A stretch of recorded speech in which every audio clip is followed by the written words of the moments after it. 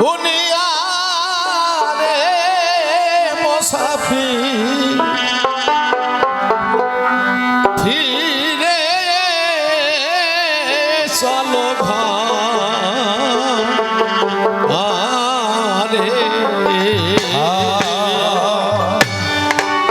ও দুনিয়ারে মুসাফির ফিরে চলো ঘরে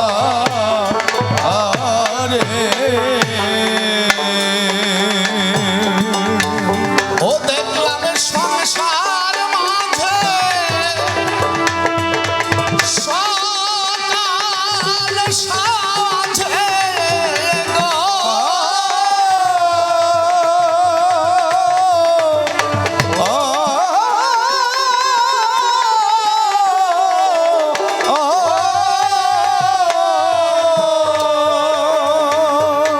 নানা সাজে সাজিছে না আরে গো আরে মুসাফির ফিরে চলো ঘরে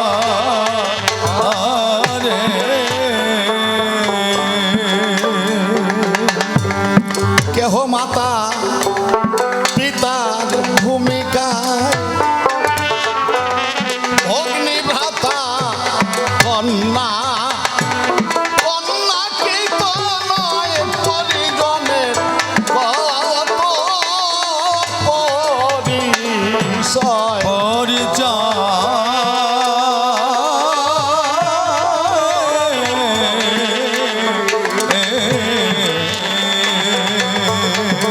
শেক্সপিয়ার বললেন the world is a stage we are everybody actors actresses.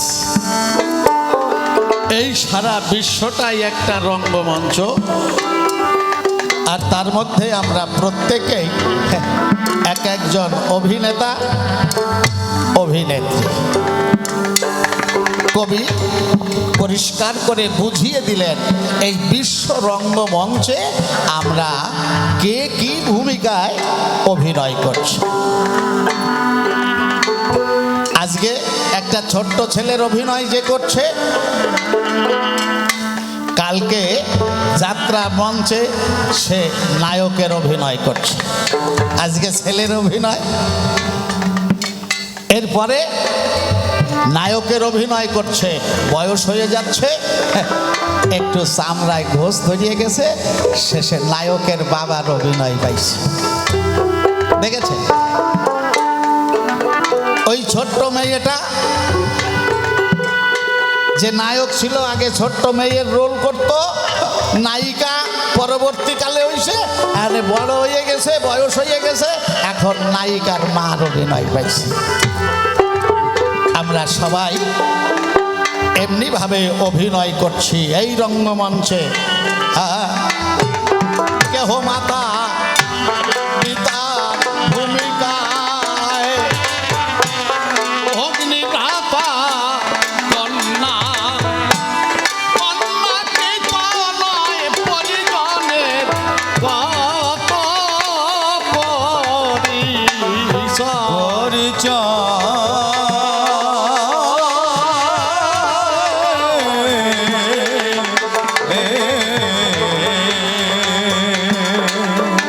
এ যে ছায়া ছবি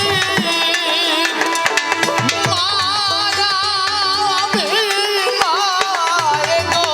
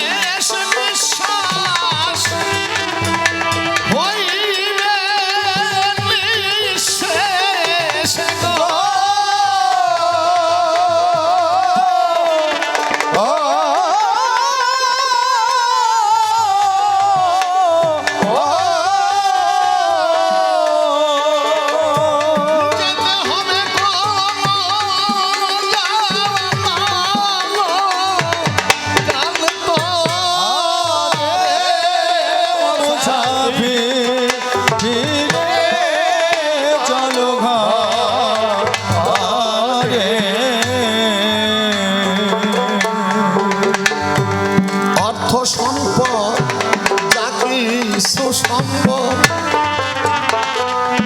এ জীবনে সংগ্রহ সংগ্রহ সকল সবই পড়ে রইবে মোহিত। মোহিতা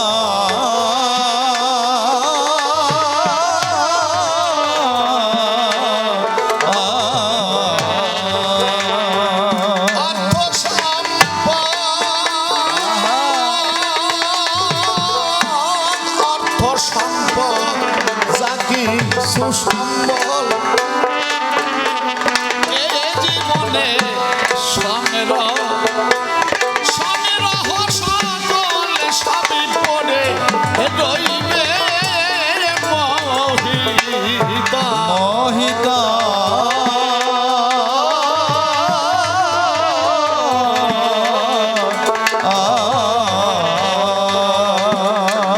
এই জীবনের শেষের সম্পদ সকলের ফল গো।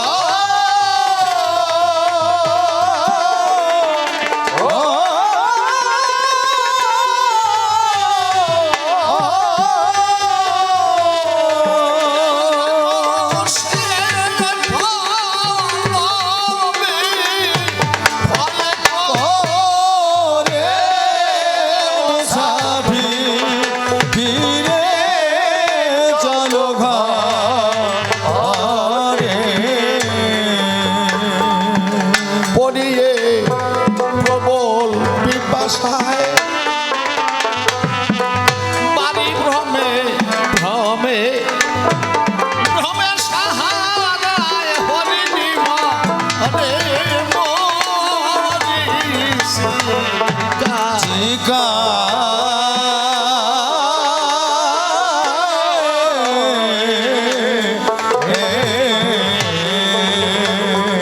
পড়িয়ে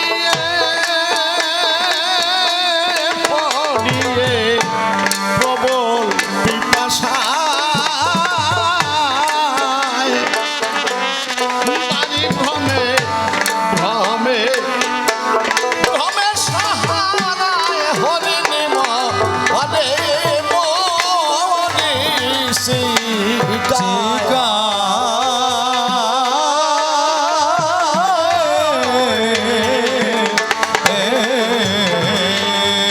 পাগল হৃদয় ভ্রমে বাড়ির আশায় গো।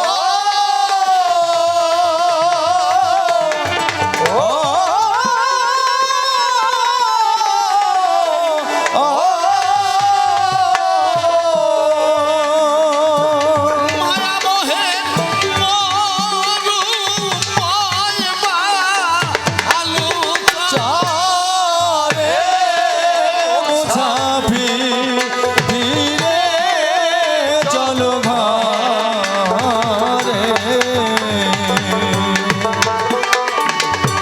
দুদিনের দুনিয়া রে ফিরে চলো ঘরে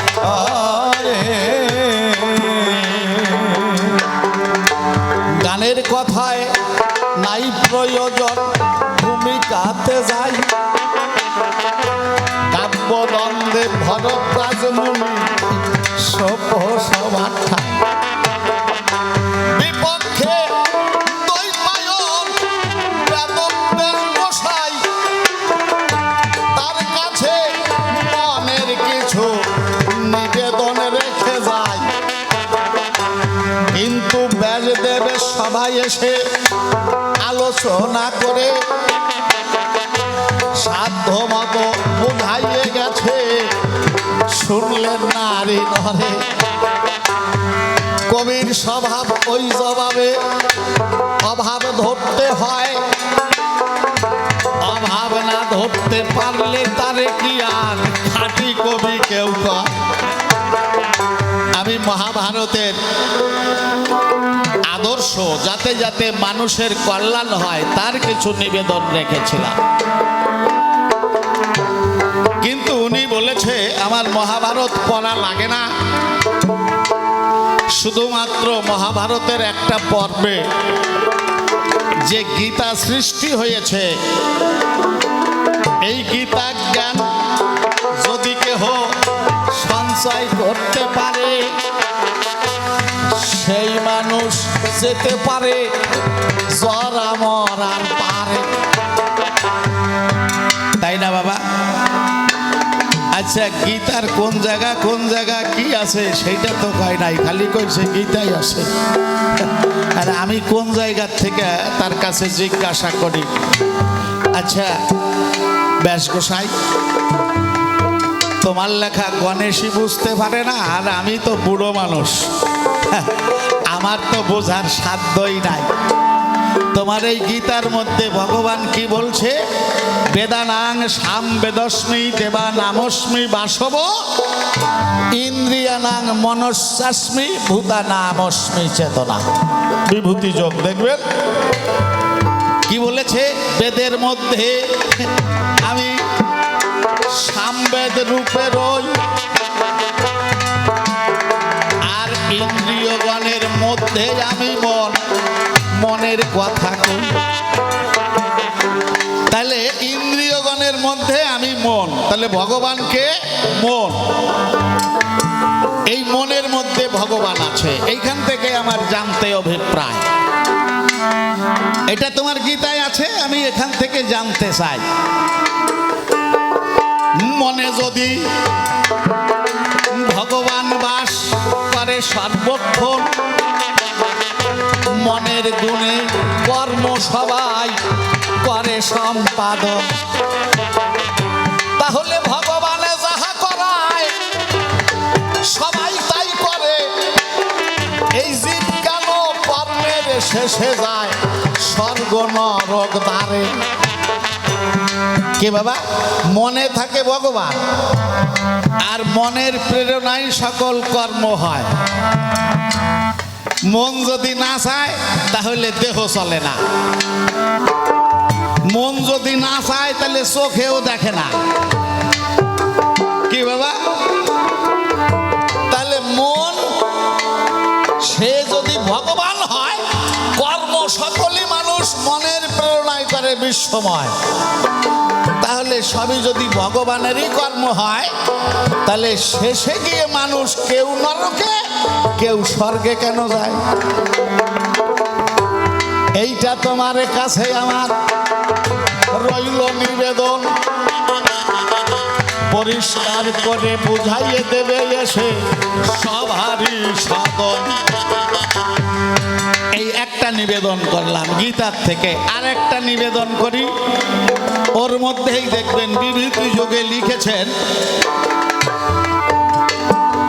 অসত্য সর্ববৃক্ষানাম। আছে না বাবা? সমস্ত গাছের মধ্যে আমি অসত্য। সিদ্ধানাং কপিল মুনি, এর মধ্যে এক জায়গায় লিখলেন কি, নক্ষত্র নাম অহং শশী।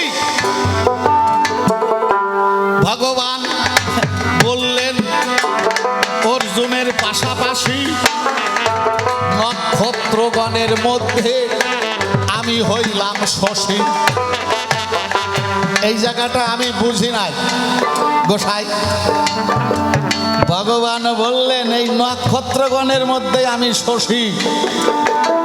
আচ্ছা, নক্ষত্র বলতে আমরা কি বুঝি? যাদের নিজের আলো আছে তারা নক্ষত্র। সূর্যের আলো আছে, সূর্য একটা নক্ষত্র। আকাশে অগণিত তারকারাজি, তারও নিজস্ব আলো আছে, অনেক দূরে বলিয়ে আমাদের কাছে খুব বড় করিয়ে ধরা দেয় না, কিন্তু ওর নিজের আলো আছে। ও স্বয়ংক্রিয়ভাবে আলো ছড়াইতে পারে, এইটাকে নক্ষত্র বলা হয়, যার নিজের আলো আছে, তাই না? কিন্তু যদি আমি খুলে বলি, সভ্য সবার ঠাই পৃথিবী আর চন্দ্র, এদের নিজের আলো নাই। তাহলে নক্ষত্র বলতে তারকারাজি, আবার নক্ষত্র বলতে আমরা সূর্যকেও বুঝি। এবার আমার কথা হচ্ছে ভগবান কইছে যে নক্ষত্র নামহং শশী, মানে নক্ষত্রগণের মধ্যে আমি শশী। পৃথিবী হইল গ্রহ আর চাঁদ হইল তার একটা উপগ্রহ, তাই তো বাবা? তাহলে পৃথিবীরও আলো নাই, আর ওই যে চন্দ্র তারও আলো নাই। কিন্তু ভগবান কেন বলেছে তুমি কেন করিস লিখন? নক্ষত্রের মধ্যে শশী আমি, সনদী যেমন তত্ত্ব বুঝিতে কুলাই নাই পুঁজিতে, তাই প্রশ্ন করলাম দান। সুন্দর করে বুঝাইয়ে দিও গোসাই সভ্য সবাস্থান। কি বাবা হচ্ছে? হচ্ছে, খুব হচ্ছে নাকি? আচ্ছা, আরেকটা প্রশ্ন আমার মনে যাচ্ছে, বুড়ো মানুষ তো, উনি কইয়ে গেছে না মনে হয় কাপ উঠে গেছে তেল ভাই নাই। আসলে কথাটা সত্য, কিন্তু অপ্রিয়। অপ্রিয় হইলে ভালো লাগে না শুনতে, তাই না বাবা? বুড়ো হয়ে গেলে তো কাপ উঠেই যায়। কথাটা সত্য হইলেও যদি কোনো বুড়ো মানুষের সামনে বলা হয় তোমার সময় শেষ হয়ে গেছে, কাপ উঠে গেছে, তুমি আর টেক পানালে, তাহলে রাগ হয়ে যায় না বাবা? কিন্তু সত্য কথা, আমার কাপই উঠে গেছে। আমি আরেকটা জায়গায় বুঝি নাই, কি বলছে অর্জুনের বিষাদ যোগ শোনাইছে। আচ্ছা, অর্জুনের কি বিষাদ জীবনে কোনোদিন গেছে? এখন তো মাথা ঝুলাচ্ছেন, তখন তো কিছু বলেন না। যার কাছে ভগবান গীতা কইছে তারই তো মনের বিষাদই যায় নাই। কি আমরা হুই না করবো কি? তাতে করে আমাকে কাপ উঠে গেছে। ভগবান যারে প্রিয় শিষ্য মনে করে কথাগুলো বলছে, সেই তো টের পায় নাই ভালো করিয়া। এই গীতার শেষের দিকে, সব জায়গায় বলবো না, শেষের দিকে উনি কি বললেন? সর্বধর্মান পরিত্যাজ্যং মামেকাং শরণাং ব্রজ, অহং তাং সর্ব পাপভ্য মোক্ষস্বামী মা শুচ। কথাটা ভালো করে বোঝে। মানুষ ধর্ম করে কেন? ভগবান রে পাবার জন্য। তাহলে ধর্ম বলতে আমরা যেটা বুঝি, ভগবানকে পাওয়ার জন্য কেউ ধ্যান করে, এটা একটা ধর্মকর্ম। কি বাবা? গুরুবাক্য পালন করে ভগবানের নাম করে, এইটা একটা ধর্মকর্ম। কেউ যোগের মাধ্যমে আত্মা এবং ভগবানকে জানতে চায়, এইগুলো ধর্মকর্ম। কিন্তু উনি বললেন কি? সর্বধর্মান পরিত্যাজ্যং মামেকাং শরণাং ব্রজ। মানুষ ধর্ম কইরেই ভগবানরে ডাকতে পারতিছে না। কতজন হাজার হাজার বছর যোগে রইছে, তারপরেও ভগবানের দিকে লক্ষ্য ঠিক থাকতেছে না। নারীর মোহে পড়িয়া মুহূর্তের মধ্যে সব সাধনা বিসর্জন দিয়ে ফেলতেছে। কি আমার কথা কি ঠিক আছে বাবা? তাই মানুষ ধর্ম করিয়েই ভগবানের দিকে এক লক্ষ্যে মনটা রাখতে পারে না। আর ভগবান বললেন ধর্মের দরকার নাই, সর্বধর্মান পরিত্যাজ্যং মামেকাং শরণাং ব্রজ।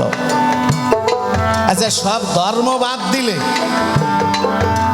একা ভগবান, মামেকাং মানে ভগবান বলছে আমারে শুধু ভজো। তা ধর্মহীন যদি মানুষ হয়ে যায়, ধর্মই যদি জীবন থেকে বাদ করে যায়, বাবা আপনারা কন, তাহলে ভগবানের দিকে লক্ষ্য থাকে?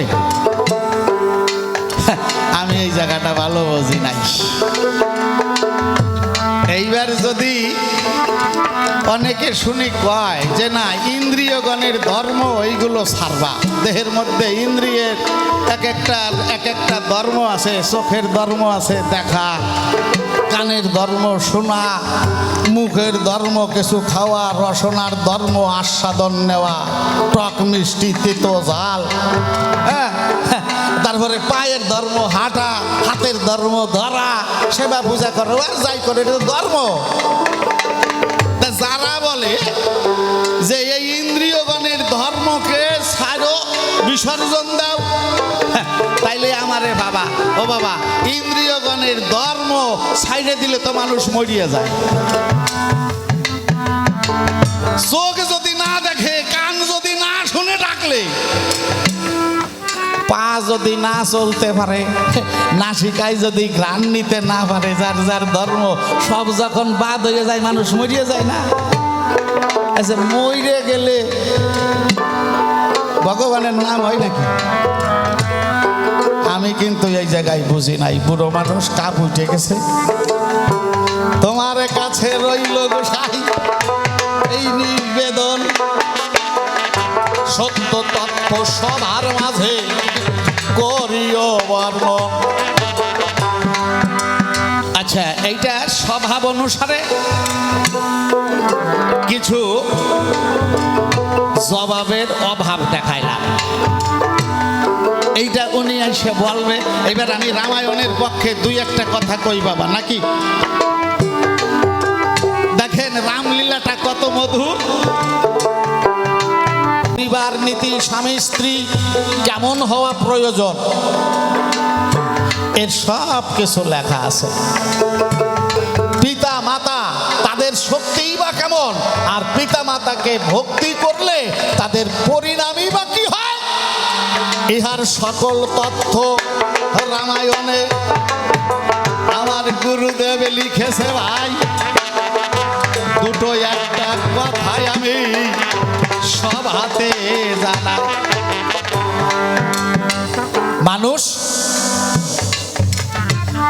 মানুষের প্রতি হিংসা করে, এইটা কি? এইটা হচ্ছে পশুর স্বভাব, তাই না বাবা? রামচন্দ্র বনে যাবে, আসতে রামচন্দ্র বনবাসে যাবে। এখন মা সুমিত্রা লক্ষণকে কোলে করে ভাত মাখাইয়ে খাওয়াচ্ছে। হঠাৎ লক্ষণ দেখলো মায়ের চোখে জল ঝরছে। ছেলে মেয়েরা কিন্তু মা বাবার চোখের জলটা সহ্য করতে পারে না বাবা। প্রকৃত সন্তান যারা মা বাবার চোখের জল সহ্য করতে পারে না, তারা। লক্ষণ বলল, মা, এই অযোধ্যায় কোনো শোক দুঃখ বিরাজ করে না, তোমার চোখে কেন জল মা? আমি তো তোমার চোখের জল সহ্য করতে পারছি না। আমা, আমি সব সহ্য করতে পারি, কি বলবো তোমার বরাবরে, কেবল তোমার চোখের জল আমার সহ্য করার শক্তি নাই। আমা, তুমি কাঁদছো কেন? সুমিত্রা বলছে, বাবা, তুই তো জানিস না কাল হবে রাম রাজা, আজি অধিবাস। কইকেয়ীর কুমন্ত্রণায় হলো বনবাস। অন্তরে অন্তরে দেখ না একটু ভেবে, তোর দাদা আগামী দিন বনবাসে যাবে। রাজা ভরণ থাকবে না অঙ্গে, ভিখারির সাজ নিয়া বনবাসে রামচন্দ্র বেড়াবে ঘুরে। ওরে সন্তান যদি ভিখারির বেশে বনে বনে ঘুরে বেড়ায়, মায়ের প্রাণে কি সহ্য হয়? লক্ষণ বলছে, মা, আর আমাকে রাজ খাবার মুখে দিও না, আমি আর খাবার খাবো না। কেন বাবা? বাবা, কেন খাবো না জানো মা? লক্ষণ বলছে, ও মা, যে অযোধ্যায় রাম থাকে না, সেই অযোধ্যায় লক্ষণ থাকে না। আমা, আমার মনে আছে, ভাবো, আমি দাদা ভিখারির সাজে বনবাসী হবে, আমি দাদার সেবা করবার জন্য, আমিও দাদার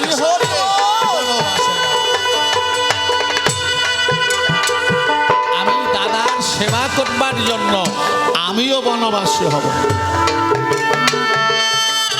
সুমিত্রা বলছে, লক্ষণ বাবা, হ্যাঁ, তুমি এখন বিবাহ করেছ, তুমি বললেই তো হবে না বাবা। ঘরে তোমার বধূ আছে, উর্মিলা সতী যদি তোমাকে অনুমতি না দেয়, অন্তরে করো ধারণা তোমার একার ইচ্ছায় তুমি বনবাসী হতে পারো না। উর্মিলা সতী আড়াল থেকে মা ছেলের কথোপকথন শুনেছে। চোখের জলে ভাসতে ভাসতে নিজের ঘরে গেল, পালঙ্কে বসিয়া সে কাঁদিতে লাগিল। লক্ষণ মাকে বলছে, মা তাহলে আমি একটু উর্মিলার কাছে শুনে আসি, দেখি সে কি চায়। তবে আমার তো ইচ্ছা আমি দাদার সঙ্গে তার সেবা করতে বনবাসী হব। লক্ষণ ঘরে গিয়ে দেখে উর্মিলা সতী পালঙ্কের পরে বসে চোখের জলে বক্ষ প্লাবিত করছে। লক্ষণ বলছে, সতী আমি তোমার প্রাণপতি, আমি থাকতে বর্তমান, বলো তোমার চোখে জল ঝরে কেন, তুমি কাঁদছো কেন? এদিকে লক্ষণের চোখেও জল ঝরছে। উর্মিলা সতী বলছে, স্বামী যে কারণে তোমার চোখে জল, ঠিক একই কারণে আমার চোখেও জল ঝরছে। লক্ষণ বলছে, তার মানে? উর্মিলা বলছে, মানে বোঝো না, তবে তোমার কাছে আমি আজকে একটা নিবেদন করব, শুনবে? লক্ষণ বলছে, বলো। তুমি আমার ঘরের সতী, আমি তোমার প্রাণপতি, তোমার মিনতি শুনবো না এটা তো হতে পারে না। বলো তুমি কি বলতে চাও? উর্মিলা বলছে, স্বামী কথা লবে, তোমার দাদা রামচন্দ্র আগামীকাল ভিখারির বেশে 14 বৎসরের জন্য বনবাসী হবে। আমি চাই তুমি তোমার দাদার সেবা করবার জন্য তোমার দাদার সঙ্গে 14 বৎসরের জন্য বনবাসী হবে।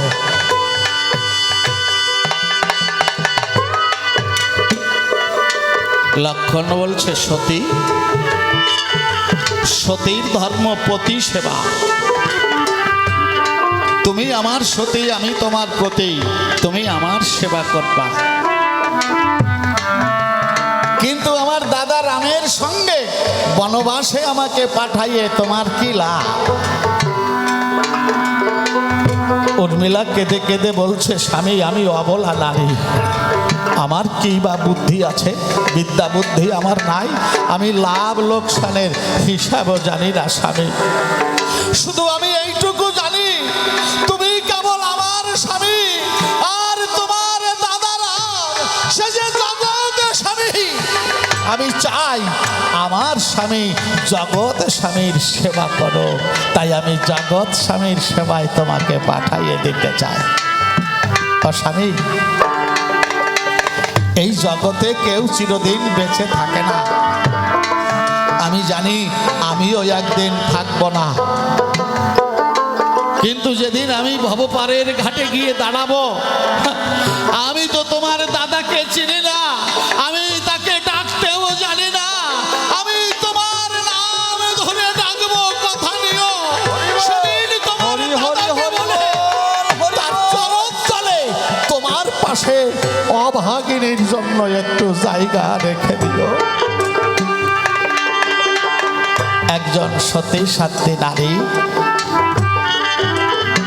তার স্বামীকে জগৎ স্বামীর সেবায় পাঠিয়ে দিচ্ছে কেন? শেষের দিনে ভব নদীর ঘাটে যখন যাবে, স্বামীর সঙ্গে জগতের স্বামীর সম্পর্ক গড়িবে। স্বামীর প্রার্থনায় জগতের স্বামী যদি তুষ্ট হয়, ভববন্ধনে কাটিয়ে জায়গা দেবে তাহার পায়।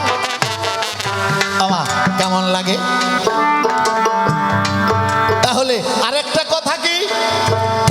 শাস্ত্রই দেহকে কেন্দ্র করেই লেখা হয়। রামায়ণ যে শুধু আমার গুরুদেব বাল্মীকি লিখেছে তা নয়,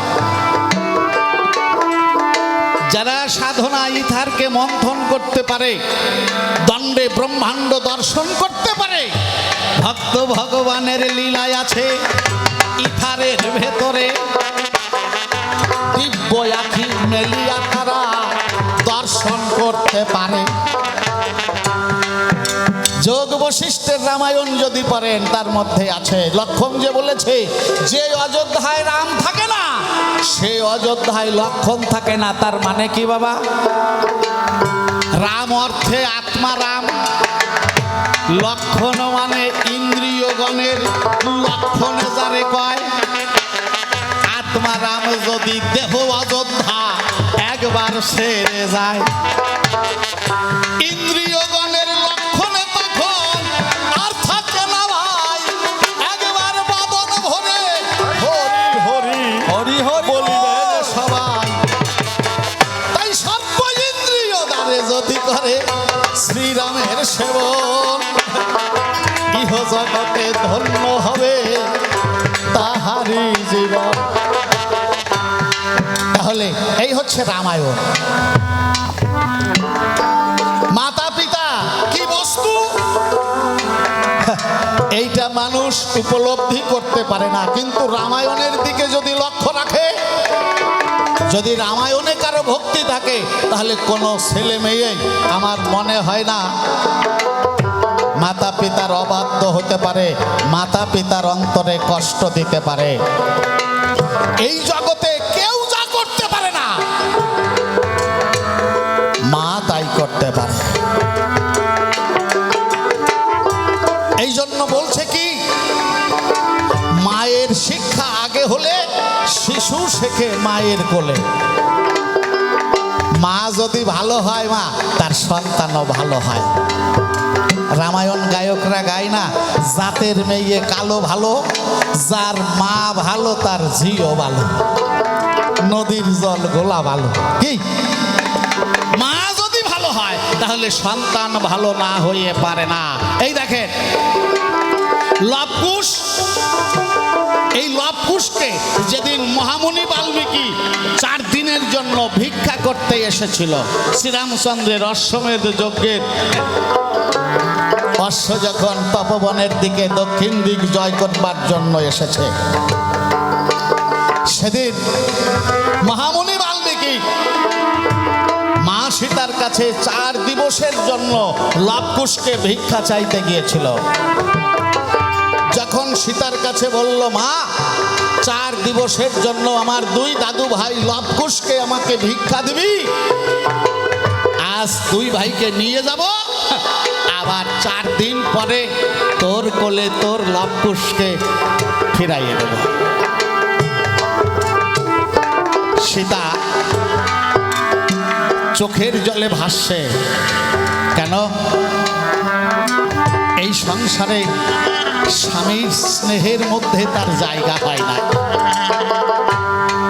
ভগবান লীলা করতে এসেছে, তাই রাজা হলে নিজের আত্মসুখ, পারিবারিক সুখের চাইতে প্রজার মনোরঞ্জন করার দিকে তার লক্ষ্যটা বেশি থাকে, গুরুত্বটা বেশি হয়ে পড়ে কিনা।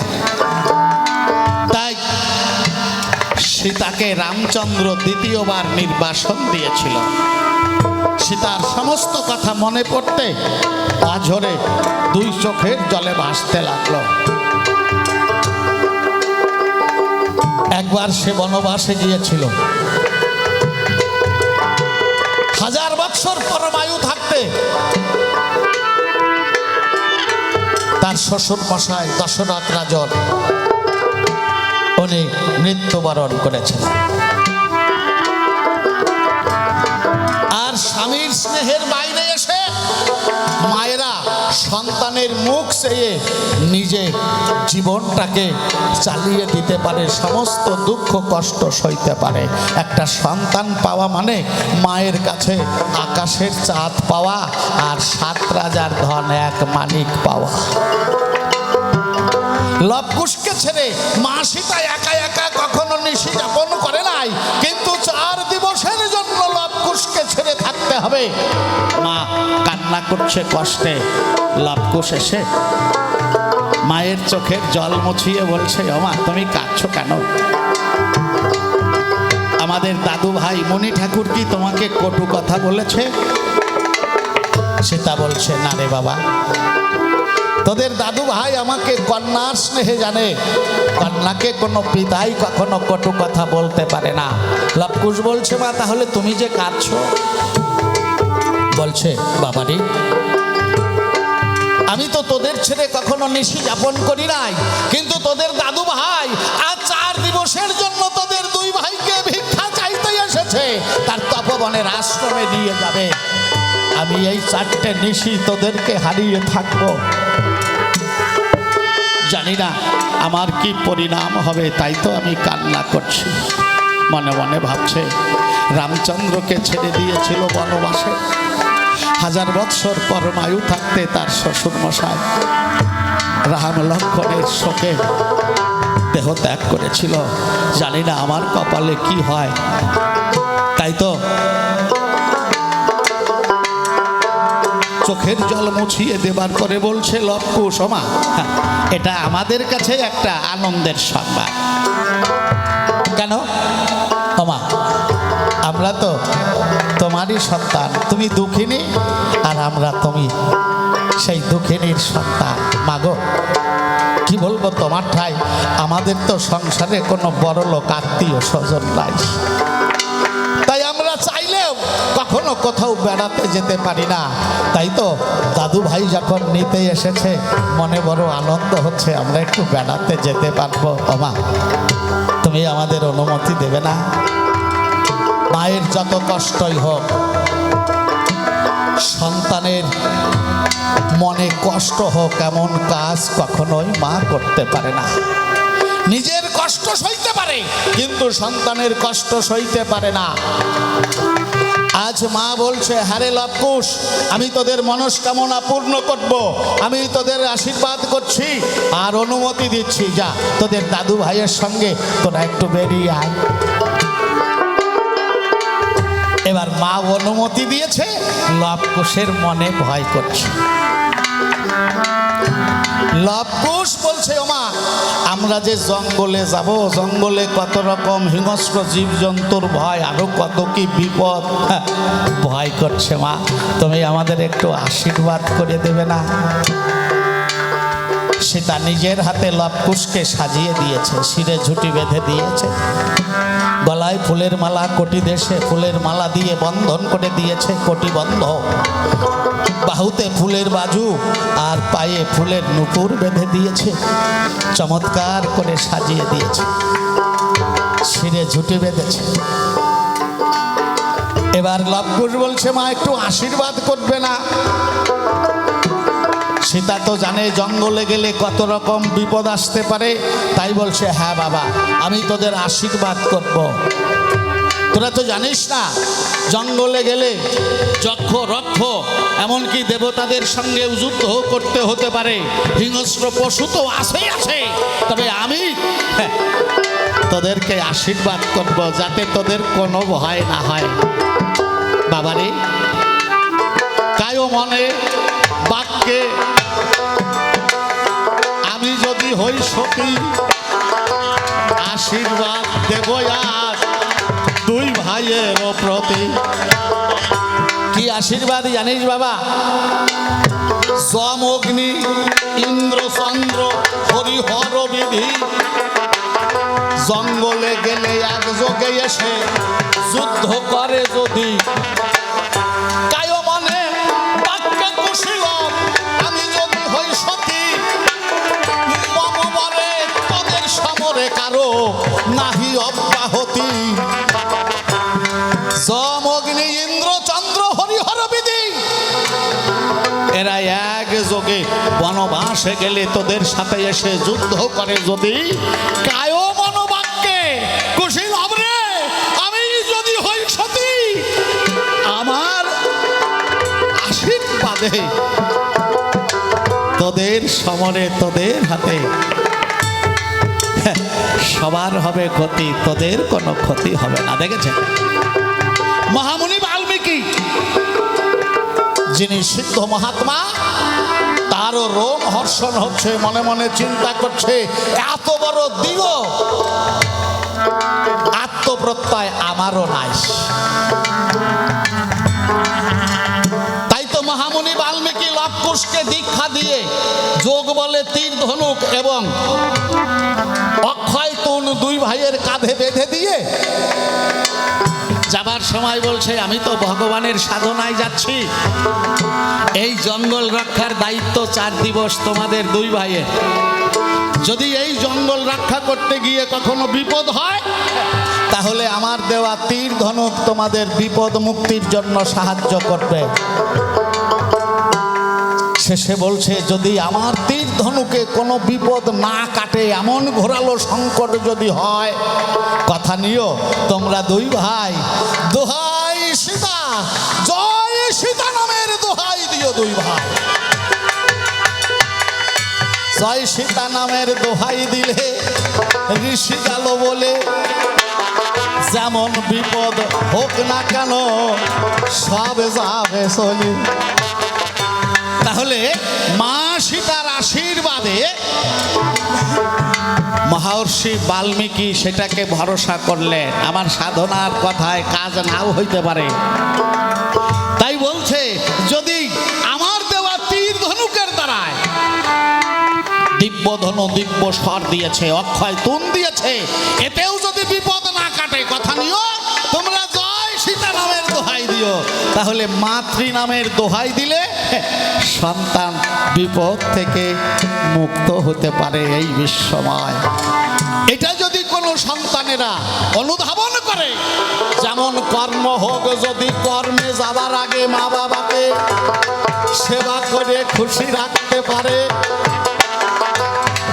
যাওয়ার আগে যদি মা বাবার আশীর্বাদ লয় শিরে, সোম অগ্নি ইন্দ্র চন্দ্র যেই হোক না ভাই, কারো থেকে ওই সন্তানের কোনো বিপদ নাই। আর মা বিদেশে বিপাকে যদি সন্তান পড়ে রয়, সকলেই জানার আগে আগে জানে মা। এই যে এখন ফোন তৈরি হয়েছে, ওয়্যারলেস কত কিছু, সবচাইতে শক্তিশালী মায়ের হৃদয়ে ভগবান তৈরি করে দিয়েছে। সন্তান যদি বিপদে পড়ে, মায়ের কাছে টেলিফোন করা লাগে না, মায়ের অন্তরে সাড়া দেয়, আমার খোকা বুঝি বিপদের মধ্যে আছে। লক্ষণ যখন বনবাসী হবে রামের সঙ্গে, মাকে বলছে, মা বনবাসে যাব, জঙ্গলে কত রকম বিপদ হতে পারে, আশীর্বাদ করো মা। সুমিত্রা বলছে, বাবারে, আমি তোরে যে কথাটা বলি, আমার এই কথাটা মেনে চলিস, জঙ্গলে গেলে তোদের কোনো বিপদ থাকবে না। কি কথা? রামং দশরথ জ্ঞানং মাতৃজ্ঞানং সীতা। যে দাদার সঙ্গে যাচ্ছিস, সেই জ্যেষ্ঠ ভ্রাতাকে পিতৃজ্ঞান করবে। রামং দশরথ জ্ঞানং মাতৃজ্ঞানং সীতা। যে সীতা তোদের সঙ্গে যাচ্ছে, তোর জ্যেষ্ঠ ভাতৃবধূ, তাকে মাতৃজ্ঞান করিস। বিপিন অযোধ্যা জ্ঞান, যে বনবাসে যাচ্ছিস, সেই বনের সকল কিছুকে অযোধ্যা জ্ঞান করিস। জীব জন্তু যারা আছে অযোধ্যার প্রজাবর্গ মনে করে তাদেরকে স্নেহ ভরে ভালোবাসিস, লালন পালন করিস। যেখানে সেখানে ঘুরে বেড়ালে তোদের কোনো বিপদ হবে না। এই রামায়ণে যদি কেহ করে অধ্যায়ন, একটা দুটো কথা যদি নিজের জীবনে কাজে লাগায় মহাত্মা, তাহলে এই জীবনের সকল আধার দূর হইতে পারে। একবার রামানন্দে হরি হরি বলুন, যত নারী নরে।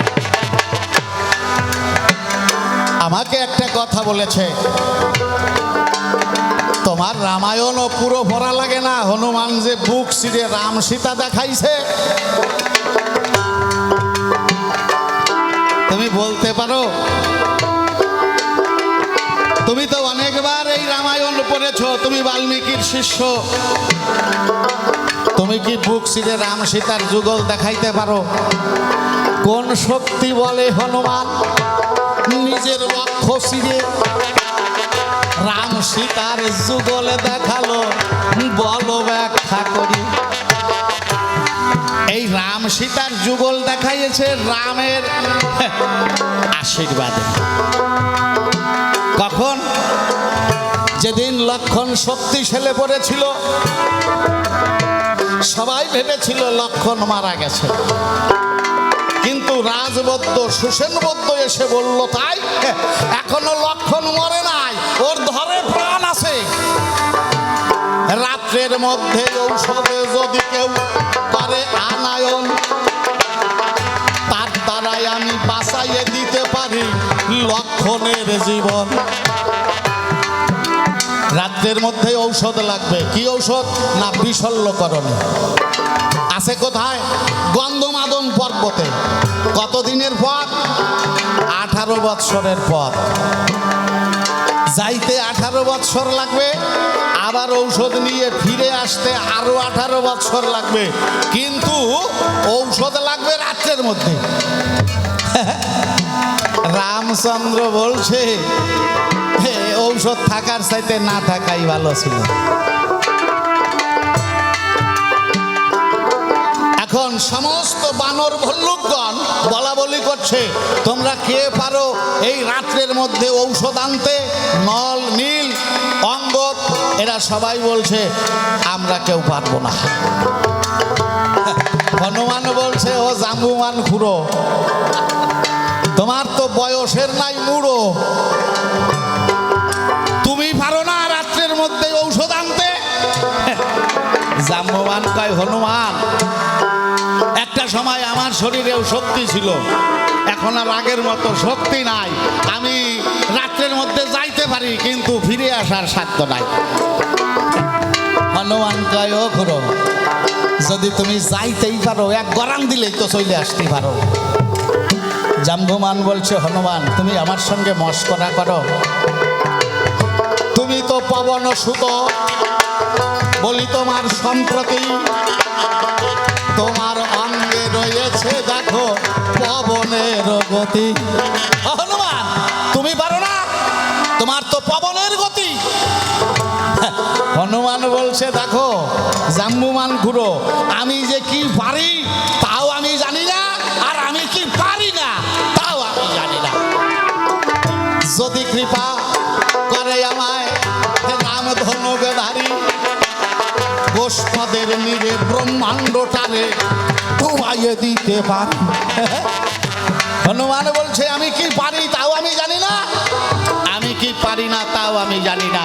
যদি কৃপা করে আমায় রাম গোলকের হরি, বিশাল ব্রহ্মাণ্ডটাকে ধরে গোষ্পদের নিরে মুহূর্তের মধ্যে আমি ডুবাইয়ে দিতে পারি। এইবার হনুমান প্রস্তুতি নিয়েছে, গন্ধমাদন পর্বত থেকে রাত্রের মধ্যে ঔষধ আনতে যাবে।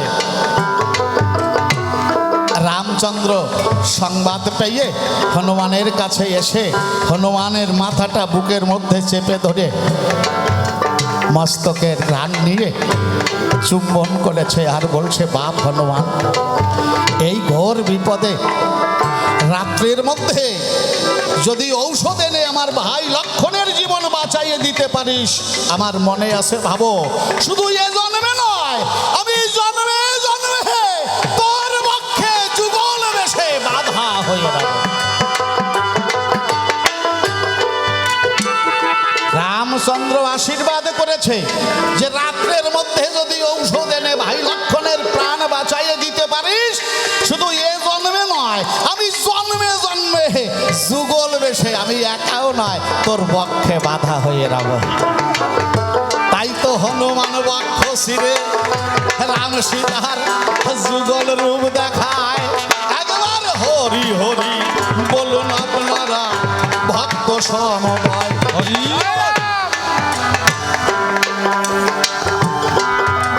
তাহলে আমাকে যেটা প্রশ্ন করেছিল আমি কিন্তু তার সমাধান দিলাম। এবার এই যে রাম, রাম মানে আত্মারাম।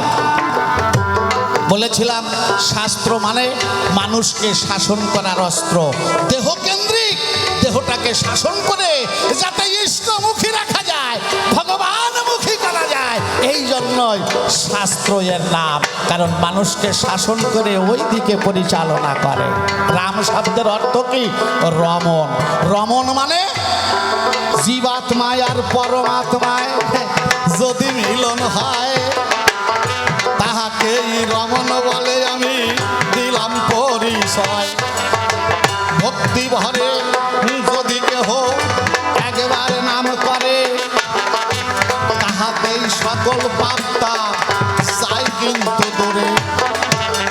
ধীরে ধীরে নামের সাথে প্রেমের উদয় হবে, প্রেম হইতে ভাব, ভাব হইতে মহাভাব, ভক্তে তখন পাবে। এই মহাভাবের ঘরে গিয়ে যদি কেহ করে নাম, এই দেহটা হয়ে যাবে তাহারও নিষ্কাম। এই ইন্দ্রিয়গণ বাইরের স্বভাব করিবে বর্জন, অন্তর্মুখী হয়ে আত্মারামের করিবে ভজন। আবার রিপুগণ তারাই অন্তর্মুখী হয়ে ছয় গোস্বামী হবে, একবার বদন ভরে হরি হরি হরি হরি বলুন ভক্ত সবে। আবার অষ্টপাশ অষ্ট সখী শোনেন যেমন, এই অষ্ট সাত্বিক ভাবের বিকারে দেহে আসিবে যখন, এই দেহ অযোধ্যা নগরে রামচন্দ্র যিনি সীতাকে সঙ্গে করে বাবা খেলা করেন তিনি। এই রাম সীতার যুগল সহস্রারে পরপারে হলো একবার প্রেমানন্দে ভক্ত হরি হরি হরি বল। হরি হরি বলো। কত বলবো, বৎসরের পর বৎসর পড়লেও রামায়ণে মানুষের অরুচি আসবে না। বাবা আমি তোমার কাছেও এইরকমই কিছু শুনতে চাইছিলাম, কারণ তোমার লেখার গভীরতা অনেক বেশি, যেটা গণেশ বোঝে না। তাই তো নিজের মুখে একবার একটু আলোচনা করে বোঝাইয়ে দিয়ে গেল গোসাই সভারও মাঝারে। এই যে কুরুক্ষেত্র, কুরুক্ষেত্র, এই কুরুক্ষেত্রের তাৎপর্যটা কি? কেন মানুষ সেই আদিকাল থেকে, যেদিন থেকে মহাভারত লেখা হয়ে গেছে সেদিন থেকে ভক্তরা এই মহাভারতের কুরুক্ষেত্রের যুদ্ধের আলোচনা শুনতে চায়। এই যুদ্ধে কেউ মরে আর কেউ বাঁচে, কি করলে বাঁচে আর কি করলে মরে। বাবা আমার কথা বাবা, সেই বাঁচা মরার তত্ত্বটাই একটু বুঝাইয়ে দেবা। তবে আর বেশি বলে নাই প্রয়োজন, আমার মতো ভাবে খানে আমি করি সম্বোধন। এরপরে বেদব্যাস সভাতে আসিবে, নিগুড় তত্ত্ব কথাগুলো খুলিয়া বলবে। এইবারে এসে ভালো ভালো কথা বলে বলে হয়তো সেজন্য হাসাবে আর কাঁদাবে সব হাতালে। আমি প্রশ্ন কর্তায় আমার মুখে রুক্ষ কথা কেন আর বেশি বলতে যাই, আমার মতো শেষ করবো আমি সভ্য সবার ঠাই। তবে আর বেশি বলে নাই প্রয়োজন, আমার মতো ভাবে কানে করি সম্বরণ। ব্যাসদেব এরপরে সভাতেই আসিবে, সুন্দর কথাগুলো খুলিয়া বলবে। যেভাবে নিবেদন রাখলাম সভায়, ভক্তগণে শুনলেন এই ধর্ম সভায়। প্রথম নিবেদন করলাম তার ঠাই, আপনারা শুনেছেন আর বলার দরকার নাই। এই যে গীতা গীতা বারে বারে কয়, গীতাতে নাকি মানুষের আনন্দ দেয়। বলেছে যদি কেহ অন্ধ হয়, গীতা যদি বুকে নিয়ে কখনো ঘুমায়, তাতেই নাকি তাহার আনন্দ হয়। আমি নিবেদন করলাম ধর্মরাজ সভায়, কেহ যদি বাবা অন্ধ হয়, অক্ষর জ্ঞান শূন্য হলে বিশ্বের গায়, এই গীতা তাহার কি করিতে পারে, একটু ভালো করে বুঝাবে আমারে।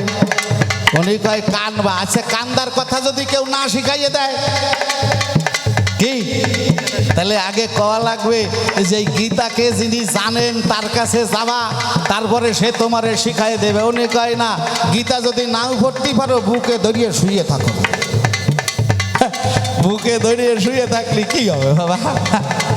অক্ষর জ্ঞান হলে শোনেন শুধু হয়, তার কাছে যদি কোনো শাস্ত্র দেওয়া হয়, শাস্ত্রের জ্ঞান কি করে পরিবর্তন, এইটা তোমার কাছে জানতে আকেঞ্চন। আর যদি দৃষ্টি শক্তি না রয়, তা হইলে আয়না যদি তার কাছে দেয়, আপনাদের সকলের আছে বটে জানা, আয়নায় নিজের মুখ সে দেখতে পারে না। এই জন্য নিবেদন করিলাম তারে, আপনারা বসে শুনলেন সভা পরে। ওই যে গীতার মধ্যে আমরা কি পাই, মনের মধ্যে বসা আছে বিশ্বের মালিক খাই, সে যাহা কর্ম করায় মানুষ করে তাই। এইখানে আমি একটু জানিবারে চাই, মানুষ যদি ভগবানের কর্ম করে তাহলে কেন যায় স্বর্গ নরক করে। এইটা ভালো করে আলোচনা করে বুঝাইয়ে দিয়ে যাবে সবারই ভেতরে। আবার ওই যে কৃষ্ণকালো শশী, সে বলল নক্ষত্রের মধ্যে আমি শশী। নক্ষত্র বলতে যার নিজের আলো নাই, সূর্য আর তারকাকে পাই, কিন্তু এই যে পৃথিবী গ্রহ হয় আর ওই চন্দ্র উপগ্রহ হয়, এদের তো আলো নাই ভ্রূণ দিয়া মন। এইখানেই আমার একটু জানতে যাচ্ছেন, আলো শূন্য উপগ্রহ কি করিয়ে কৃষ্ণচন্দ্র হয়, আর নক্ষত্র বলে কেন দিল পরিচয়। যদি বলতো আমি উপগ্রহের মধ্যে চাঁদ, তাইলে আমার কোনো বেজাল ছিল না, কিন্তু নক্ষত্রের মধ্যে কইছে, ওই জন্য তো আমি বুঝি নাই, আমি বুড়ো হইয়া গেছি। আবার সর্বধর্ম পরিত্যাগ করে কি করিয়ে মানুষ ভগবানের সেবা করে। সব ধর্মই যদি ত্যাগ হইয়া যায় বাবা, সেই মানুষ ভগবানকে ভাবতে পারে না। আর ইন্দ্রিয়ের ধর্ম বর্জন হয়ে গেলে সে মরিয়ে যায়, তাতেও কিন্তু তার ভজন হয় না। তাহলে এই কথাটার তাৎপর্য কি? সর্বধর্মান পরিত্যাজ্যং মামেকাং শরণাং ব্রজ। এইটাই একটু ব্যাখ্যা করিয়ে বোঝাবে গোসাই। তোমার কাছেই আমি একটু নিবেদন জানাই। তবে আর বেশি কথা বলবো না, ছেড়ে দিয়ে যাবো আমার কবির কল্পনা। এইবার অনেক রাত্রি হয়ে গেছে, আর কত পেশাল পারবো সবার কাছে। অনেকভাবেই অনেক কথা বলতে গেলে পরে দোষ ত্রুটি হয়তো হয়ে যেতে পারে। এখনও যারা রয়েছেন সবাই ভক্তিপূর্ণ প্রণাম করি সকলের উপায়। এই যে কর্তৃপক্ষের মানুষ যারা আমার নাম গ্রহণ করবেন, তারা বছর বছর যেন হয় অনুষ্ঠান। ভগবানের কাছে আমি প্রার্থনা করি, ভগবানের কাছে আমি প্রার্থনা জানাই, এই যে ভক্তগণ বসেছে সভ্য সবার ঠাই, এই অনুষ্ঠান যেন প্রতি বছর হয়। কৃপা করো তুমি কৃষ্ণ রসময়। রামের কাছেও আমি জানাই নিবেদন, তুমিও সহায় হইও ব্রহ্ম সনাতন। তবে আর বেশি কথা বলবো না, ছেড়ে দিয়ে যাবো আমার কবির কল্পনা। এরপরে ব্যাসদেবে সবাতে আসিবে, তাহারই ভাবের কথা ভুলিয়া বলিবে। দেখে এসে কোন ভাবে কোন কথা কয়, আবার কোন ভাবে দেয় তাহার ভাবের পরিচয়। এই পর্যন্ত আমার ভাবে দিলাম সাম্য করি। জয় জয় রাম সীতা প্রেমানন্দে সবাই বলো হরি হরি হরি বল।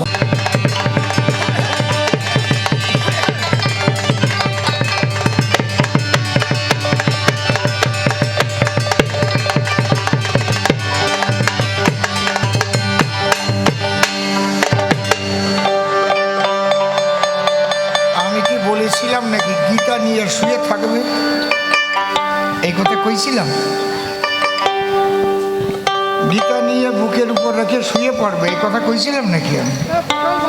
হ্যাঁ, কথা কর না কেন? কইছিলাম নাকি? কই নাই না? এরকম মিথ্যা কথাটা কয়ে গেল, আপনারা কিছু বলেন না তো।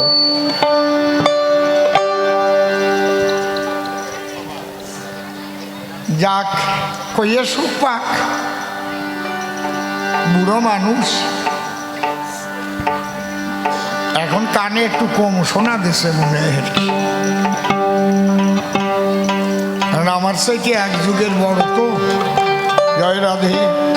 হ্যালো। যেভাবে যে ডুব দিয়েছে সেই সেভাবে ওরে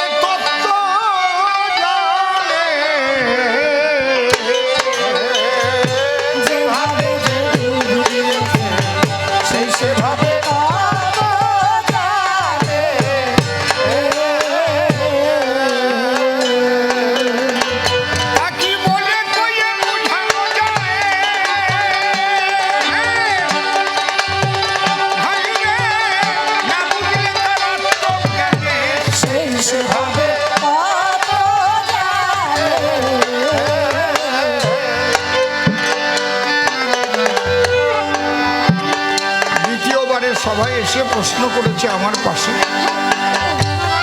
গীতায় যদি সর্ব কিছু রয়, তুমি আমার কথা নিও, ভালো করে বুঝাইয়ে দিও।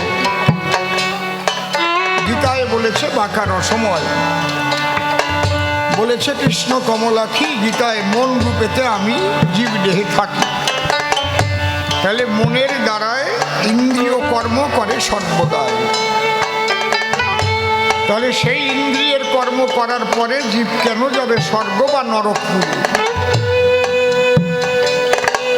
একটা সুন্দর প্রশ্ন করেছে সবাই। প্রশ্নটা খুবই ভালো, কিন্তু বুঝতে একটু ভুল হয়ে গেল।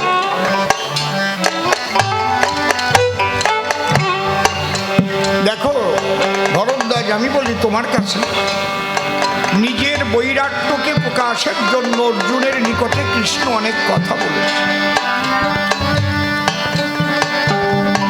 বেদানাং সংবেদাস্মি দেবনামস্মি বাসব ইন্দ্রিয়ানাং মনশ্চাস্মি ভূতানামস্মি চেতনা। আমি কতটা বড়, যেমন বেদের মধ্যে সামবেদ শ্রেষ্ঠ। আমরা সনাতনীরা সামবেদীয়, ভালো করে শুনে নিও। এই বেদ কারো নিজের লেখা নয়। বলি সবার সম্প্রতি বেদের এক নাম শ্রুতি। ঋষিরা যা পেয়েছিল সাধনায়, যে ঋষি যেমন বুঝেছিল তাই বোঝার পরে বলতে লাগলো, এগুলো শুনে শুনে লেখা হয়। একখানার ভিতরে সমস্ত লিপিবদ্ধ করার পরে ব্যাসদেব ওটাকে 4 ভাগে ভাগ করে। ছোট সামবেদ গ্রহণ করে যাদের ধর্ম সনাতন। কি বলবো আপনাদের ঠাই, সামবেদে কিন্তু গানাত পরতর নহি, আমরা এই কথাটা পাই। মনে করি ভাবো না আমি ঋগ্বেদের কথা বলবো না, ঋগ্বেদের মধ্যে অনেক কিছু লেখা রয়, সেগুলো বললে পরে থুথু পড়বে নিজেদের ঘাড়ে। এই জন্যে আমরা ঋগ্বেদকে বর্জন করে আমরা সামবেদ করেছি গ্রহণ। সামবেদ হচ্ছে এই চতুর্বেদের মধ্যে শ্রেষ্ঠ। তাই ভগবান শ্রীকৃষ্ণ তিনি কত বড় এবং কতটা শ্রেষ্ঠ বুঝাবার জন্য শ্রেষ্ঠ কিছুকে তিনি উল্লেখ করেছেন অর্জুনের গোচরে। বেদানাং সামবেদস্মি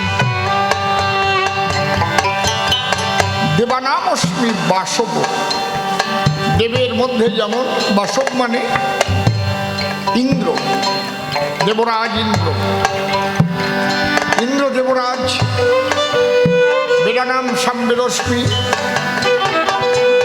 দেবানামস্মি বাসব ইন্দ্রিয়ানাং মনশ্চাস্মি। ইন্দ্রিয়ের মধ্যে যেমন মন শ্রেষ্ঠ। গীতার মধ্যে লেখা আছে, আপনাদেরও দেখা আছে, অষ্টধা প্রকৃতির মধ্যে একটা হচ্ছে মন। ক্ষিতি অপ তেজ মরুদ বোম, মন বুদ্ধি অহংকার। পড়ে দেখো গীতার ভিতর। মন কখনো ভগবান নয়। তুমি এত বড় ভুল বলে গেলে সবাই।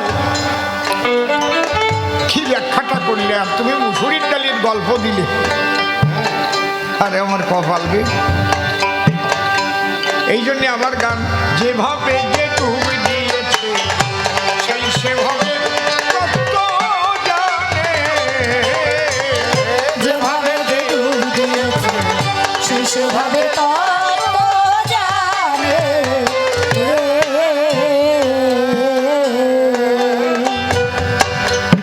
মন ইন্দ্রিয়ের সঙ্গে যুক্ত না হলে ইন্দ্রিয় কাজ করতে পারে না কোনো কাজে। তুমি নিজেই বলে গেলে। এই জন্যে ইন্দ্রিয়ের মধ্যে মন শ্রেষ্ঠ।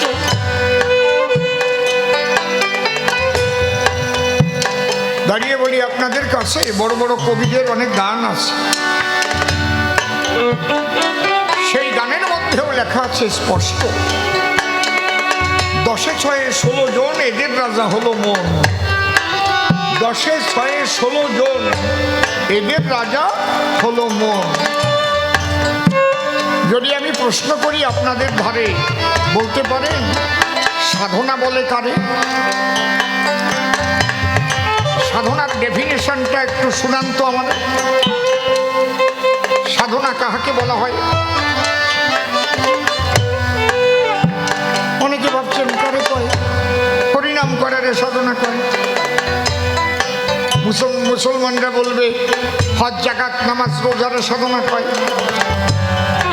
কিন্তু ওটা তো ডেফিনেশন হলো না। যেমন বাংলা ব্যাকরণ কাহাকে বলে? যে পুস্তক পাঠ করিলে বাংলা ভাষা শুদ্ধভাবে লিখিতে পড়িতে ও বলিতে পারা যায় তাহাকে বাংলা ব্যাকরণ বলে। ঠিক ওইভাবে কি হলো, রাগ পাল্টা লিখে দাদা না না না হে রে না না দাদা না না না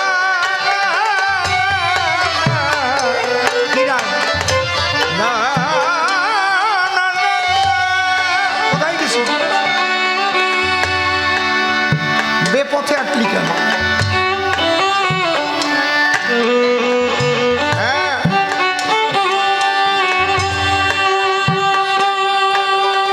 লাইন রেখে বে লাইনে গেলে অ্যাক্সিডেন্ট হয় না, বোঝো না? মনোহর্ষই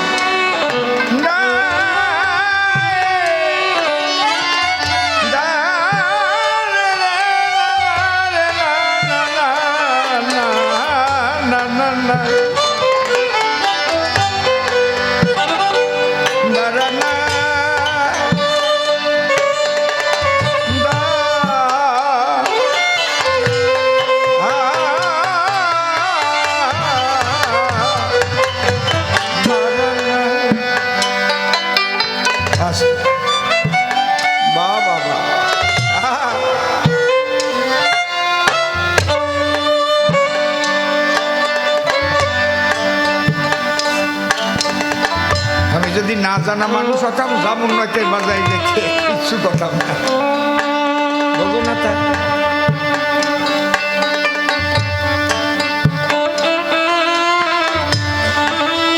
বাবা এও তো উস্তাদ।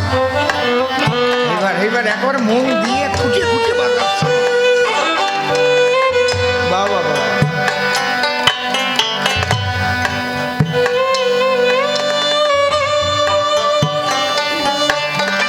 সাধনা কাকে বলে? ডেফিনেশনটা বলে দেই সবার তলে। যে যে পদ্ধতির দ্বারায়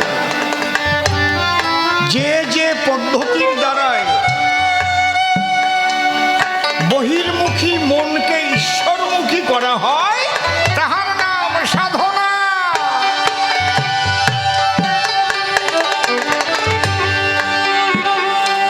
কি বললাম?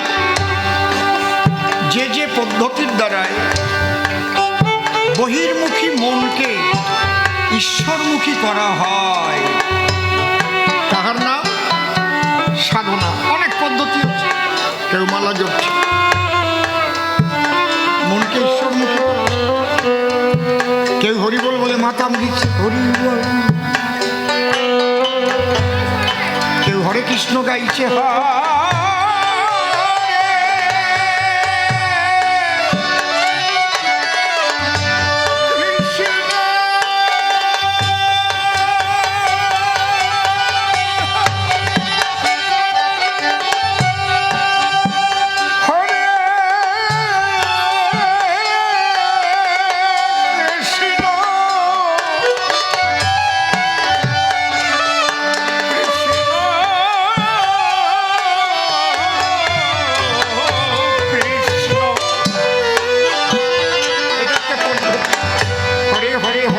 হরে রাম রাম রাম হরে হরে।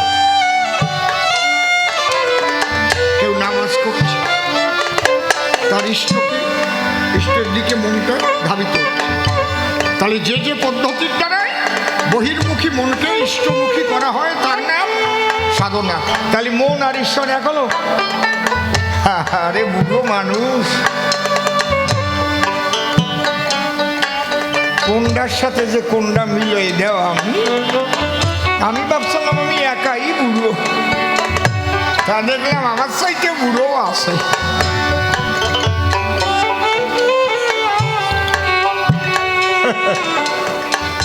ওই জন্য অন্তরে কোনো ধারণা, মন আর ঈশ্বর কখনো এক না।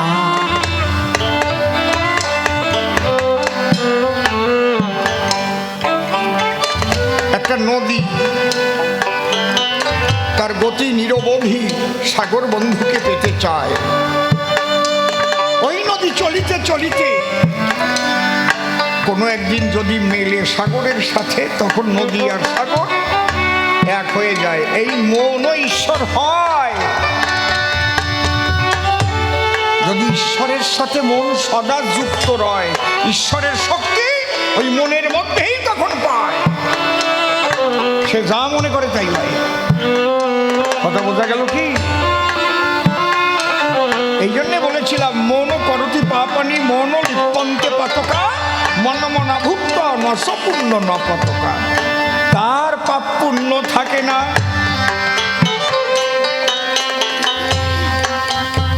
যে করিয়া সাধনা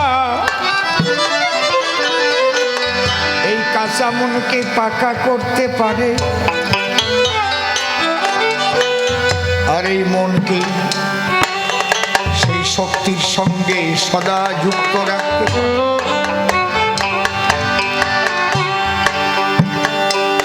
তখন তার ভাব হয়ে যায় আলাদা। সেই মানুষের জগতেই থাকে, মানুষ তাকে মানুষের মতোই দেখে, তোমাদের মতোই খায় দায়, পায়খানায় যায়, প্রস্রাব করে। কিন্তু ওই ভাবের মানুষ না হলে পরে বুঝতে পারে না কেউ চরাচরে। সে থাকে সেই প্রেমের বাজারে, তার মন সেখানে এই যুক্ত অবস্থায় ঘুরে ফিরে। এই অবস্থা যদি কারো হয়, তাহলে পাপ পুণ্যের ধার ধারে না। সে সর্বধর্মান পরিত্যাজ্যং মাম একং শরণং ব্রজ। তুমি অনেকটা আমাকে এগিয়ে দিয়ে গেছো, জীবাত্মার পরমাত্মার মিলনের কথা বলেছি। রেফস্তু কুঙ্কুম ভাস কুণ্ড মধ্যে ব্যবস্থিত মহাকার বিন্দু রূপে মহাজন স্থিত প্রিয়ে আকার হংসমার উজ্জ একদাচ যদা ভবে তদা জাত ব্রহ্মানন্দ রাম নাম সুদুর্লভম। খুব ভালো কথা বলেছে। যখন ওই অবস্থায় যায়, তখন কি ইন্দ্রিয়ের ধর্ম থাকে না থাকে না? তুমি গোসাই কল তো আমায়। চোখের ধর্ম দেখা থাকে কি? এমনকি নাকের ধর্ম শ্বাস নেওয়া, গন্ধ নেওয়া, শ্বাস নেওয়া, এগুলো থাকে কি? সহস্রারের ঊর্ধ্বে যখন চলে যায় যার মন, দ্বিদলের ঊর্ধ্বে যদি চলে যায় কারো মন, দ্বিদলের নিচে বাস করে সব ইন্দ্রিয়গণ। ইন্দ্রিয়ের ধর্ম তার হয়ে যায় শেষ। তখন সহস্রারে হয় মধুর মিলনের পরিবেশ। সর্বধর্মান পরিত্যাজ্য। এখানে গিয়ে অশ্বিনী গোসাই বলছে, অজ্ঞান যাবে, সজ্ঞান যাবে, বাহ্যজ্ঞান তোর পরিরবে। এই দশা তোর যখন হবে, তখন উঠবে চিরানন্দের নিশান। হরি হরি বল, হরি হরি বল।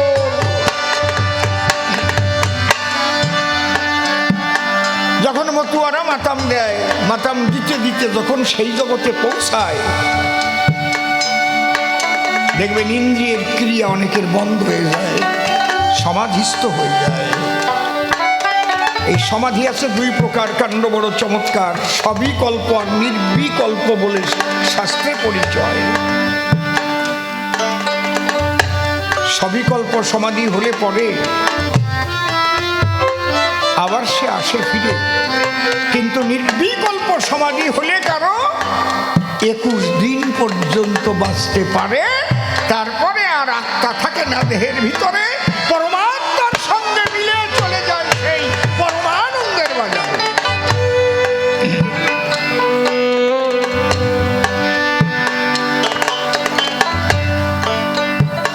কুরুক্ষেত্র যুদ্ধ সেদিন হয়েছিল। কুরুক্ষেত্র যুদ্ধ কি এখনো বন্ধ হয়ে গেল? এ কথা আমি বলে দিছি। ওই যুদ্ধ দেহের মধ্যে চলছে, ওই যুদ্ধ ঘরে ঘরে চলছে, পাড়ায় পাড়ায় চলছে। বলছিলাম গ্রামে গ্রামে চলছে, থানায় থানায় চলছে, জেলায় জেলায় চলছে, রাজ্যে রাজ্যে চলছে, দেশে দেশে চলছে, সারা বিশ্বে এখনো চলছে। অশুভ শক্তির সাথে শুভ শক্তির লড়াই চলছে দিবারাত। আমি এও বলেছিলাম, আমি যেভাবে আলোচনা করলাম আমার মনে হয় ভালো করে শোনেন না। অন্য কিছুর দরকার নাই, আত্মসমর্পিত হও। কিসের তত্ত্ব? বৃথা তার কাছে সকল তত্ত্ব, যদি কেউ হতে পারে আত্মসমর্পিত, সেই হয় অলরাউন্ডার, যে করতে পারে সারেন্ডার। অত তত্ত্ব শুনিয়ে লাভ নাই, অত গরম হইও লাভ নাই। অসীম সরকার একবার বাবা পাগলাকে জিজ্ঞেস করেছিল, পাগল এত সাধন ভজন এত কিছু, এর মধ্যে সহজ সাধন কোনটা, যেটা হলে তাড়াতাড়ি ঈশ্বরের চরণ তলে পৌঁছাবে? বাবা পাগলা বলল, শোন, আত্মসমর্পণের উপরে আর কিছু নাই। যে তার উপরে সম্পূর্ণ আত্মসমর্পণ করতে পারে, সারেন্ডার করতে পারে, সে সার্ভেন্ট হয়ে সব করে দেয় তাদের। আত্মসমর্পিত মানুষ যারা দেখবেন নীরবতা নিয়ে চলে, তারা অনেক সময় মৌন হয়ে যায়। মৌন না থাকলে অনেক আন কথা বলতে হয়। বিষয়ী মানুষ এসে যখন বলবে তার পাশে, সে তো বিষয়ের কথাই বলবে সর্বদাই, কিন্তু সেই মানুষও কথা কয় যদি ভাবের মানুষ কেউকে পায়, তখন তার সেই ভাবে হৃদয় হয়। কিন্তু কয়জন পাবা? সাধনার পথে ইমন কণ্টক ভরা, হুঁশিয়ার হয়ে চলিতে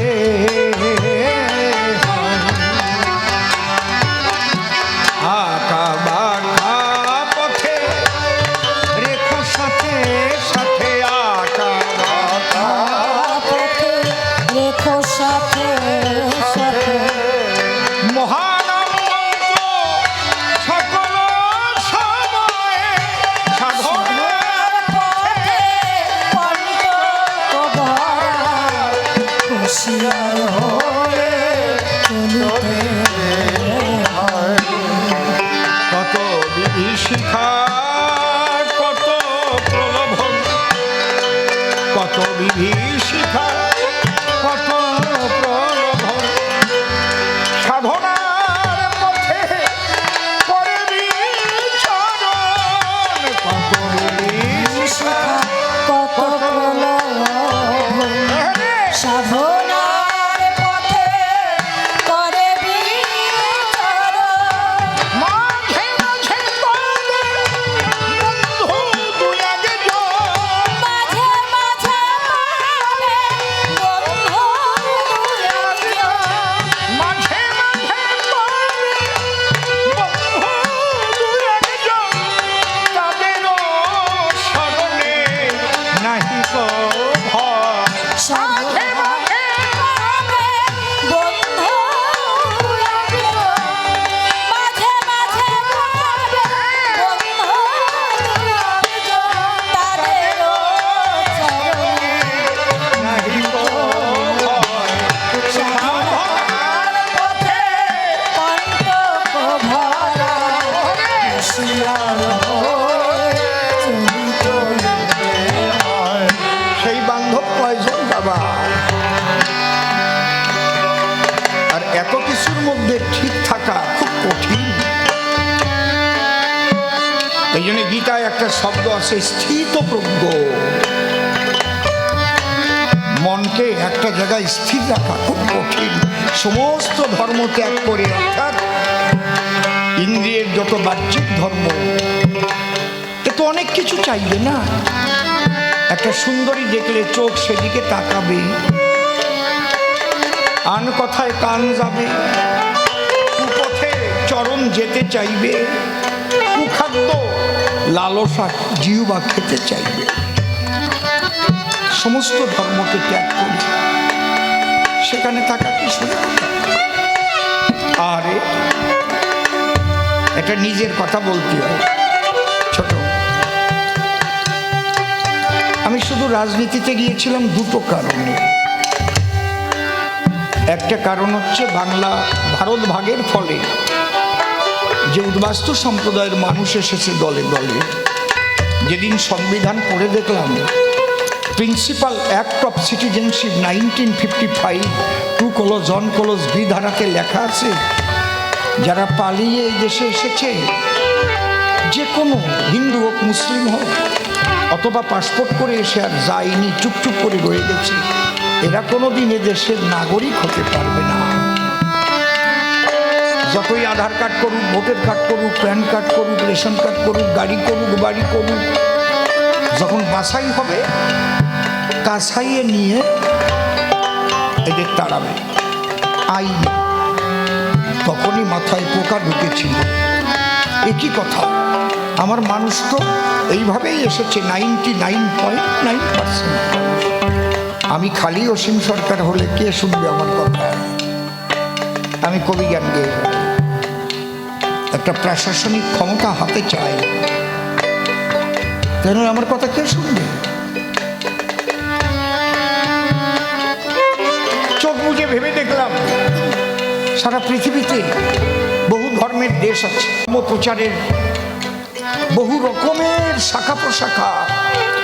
আমাদের প্রচুর লোক মুসলমান হয়ে গেছে, প্রচুর লোক খ্রিস্টান হয়ে গেছে। একমাত্র সনাতন হিন্দু ধর্মকে রক্ষা করার কথা যারা বলে, ভবিষ্যৎ সন্তানদের কোথায় রেখে যাচ্ছে?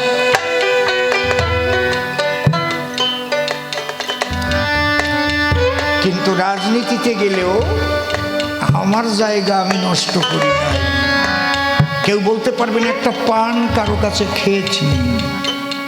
আগে পান কিনে দিলে খাতাম, এই 4.5 বছরে কারো কেনা পানও খাই নাই। ও কবে একটা পান খাওয়াইছিলাম, আমি বড় জোর 1 গ্লাস জল খেতে পারি। 19টা চাকরি দিয়েছি এমসি, কারো একটা টাকা বা একটা পানও খাইনি। এই জন্য বিজেপির এমএলএর বিরুদ্ধেও কথা বলতে পারি আমি দরকার পড়লে। শোনেন নাই সারিয়া কথা কই না, কালকে 2 অ্যারেস্ট হয়েছে, কায়দা আছে। আমার জায়গা আমি নষ্ট করব না। তাহলে এখান থেকে যখন বেরোবো, যদি আমি কালি মাখি গাই, লোকে বলবে গর্ব কথা কয়ে বেড়াইছে, না এমএলএ এই করেছিল, কবে না না কোক আমার জম্বের ভালোই তা কোক, তাতে আমার কি? আমার কাছে আমার ভালো থাকতে যাবে।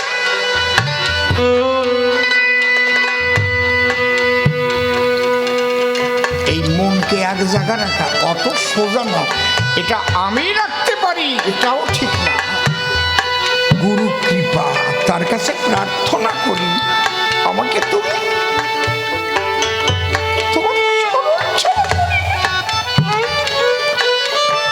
আমি যদি কখনো ইন্দ্রিয়ের ধর্ম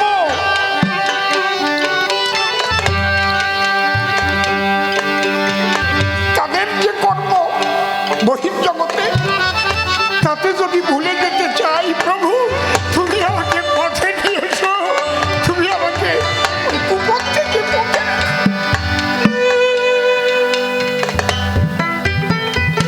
মন আর ভগবান ঈশ্বর ইষ্ট এটাই এক নয়। মন দিয়ে ভগবানের সাধনা করতে হয়, কায় মন বাক্যে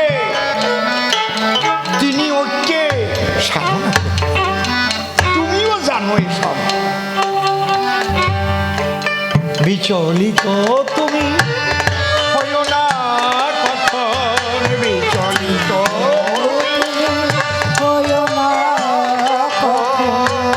তুচ্ছয়ে বাধা ভবা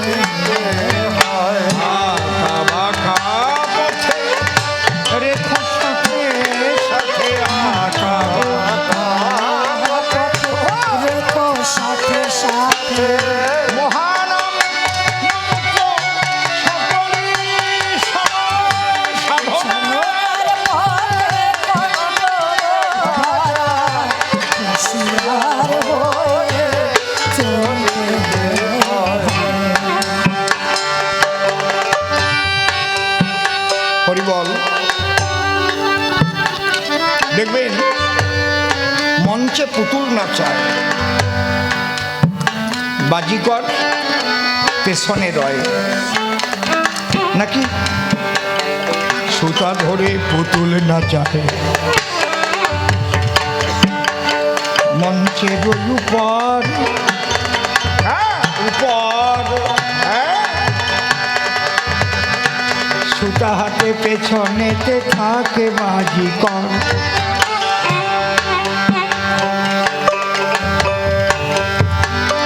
যেমন নাচায় তেমন নাচে গো,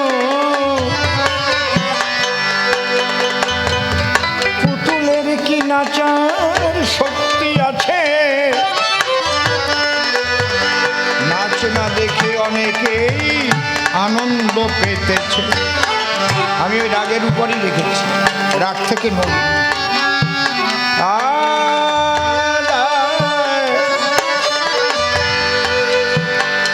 মেরে গা মেরে সা।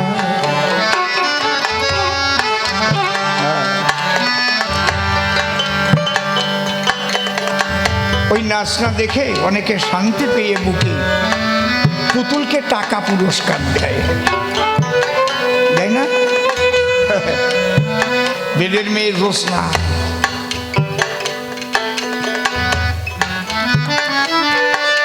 যে অভিনয় হয়েছে, টাকা না দিয়ে তো পারা যায় না। অঞ্চল প্রধান দেশে 500 টাকা নিয়ে বেদের মেয়ে রোশনা পুতুলরে দিচ্ছে, যেটা সুতো ধরে নাচাচ্ছে ও হাত আগুয়ে দিচ্ছে, সুতোই টান টাকা হাতে দিচ্ছে, আঙুলি সুতো টান দিয়ে মুট করছে, এখান থেকে নিয়ে আবার পকেটে ভরতিছে সুতোটা নিয়ে। বাজিকর মনে মনে ভাবে টাকা দিল, ওনাকে একটু সম্মান দেখাতে হবে। তাহলে সম্মান দেখাতে গেলে দুটো হাতের সুতো টান না দিলে তো একত্রিত হবে না। 2 হাতের সুতো টান দেবে, করো জোরে, সম্মান দেখা। বসে শোনেন জ্ঞানবান, হাতের সুতো দিকে টান, পায়ের সুতোয় টান লাগিয়ে গেল। যেই পায়ের সুতোয় টান লাগিয়েছে, পাও যাইয়ে প্রধান রে লাথি মারিছে। প্রধান তো খেপে উঠলো, পুতুল লাথি মারিছে, পুতুল রে ধরে আশ্রয়ে বাংতিছে। পুতুল কি কিছু কয়, আষাঢ় গায়ে ভাঙিয়ে চুড়ে পড়িয়েছে ওই জায়গায়। একজন কয় ওরে মাঝে কি হবে, যেটা নাচাচ্ছে ওইটা পিছনে আছে ওইটা রে ধর। যেই ওরে গা গুঁতো দিচ্ছে, কয় আমার ভুল হয়ে গেছে, মারবেন না মারবেন না, ও ব্যথা পাচ্ছে। পুতুলের মধ্যে তো মন নাই, মন আছে যে নাচাচ্ছে তার মধ্যে নাকি। আমার কাছে বলো দেখি, এই মানুষগুলো পুতুল নাকি? যিনি সেই সারোদ্ধার মানুষের মধ্যে দিয়েছে সমস্ত অধিকার। এই মেশে নাই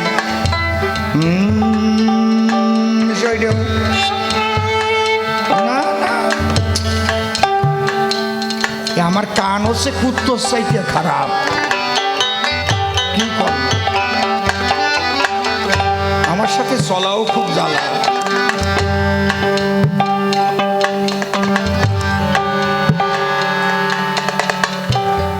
তাহলে মন আছে যার, ব্যথা আছে তার। যদি বলো ভগবান মন, তাহলে নরকে যখন করে পবন, মন তো সে জায়গাও থাকে। তাহলে ভগবান নরকে যায় না? তোমার কথা ধরে এই যদি নিলাম, স্বর্গে গেলেও মন যায়, নরকে গেলেও মন যায়। যদি বলো ভগবান মন, তাহলে সাথে সাথে সেও তো নরকে করে গমন। মন হয়ে খারাপ কাজ করেছে, নিজে নরকে চলে গেছে, যাও, ব্যথা পাচ্ছে। কিন্তু আসলে ওটা ঠিক না, এটা হচ্ছে যুক্তির কথা। বুঝতে পারছেন কি বলছি? মন দিয়ে ঈশ্বরের সাধনা করতে হয়, এবং সাধনার যখন চরম পর্যায়ে চলে যায়, বিদলের নিচে যা আছে তার ধর্ম ত্যাগ হয়ে মন ইষ্ট পদে পৌঁছায় যায়। সে জায়গায় কি হয় যারা গেছে তারা জানে। আমি বানায় বানায় বলতে পারবো না আপনাদের সন্নিধানে, তবে একটা আনন্দ হয়, সেটা বলে বুঝাবার মতো নয়। যে আনন্দটা হয় সে আনন্দ বলে বোঝাবার মতো নয়। তারপরে বলে নক্ষত্র নাম অহম শশী। এ কথা কেন বলবো কালো শশী?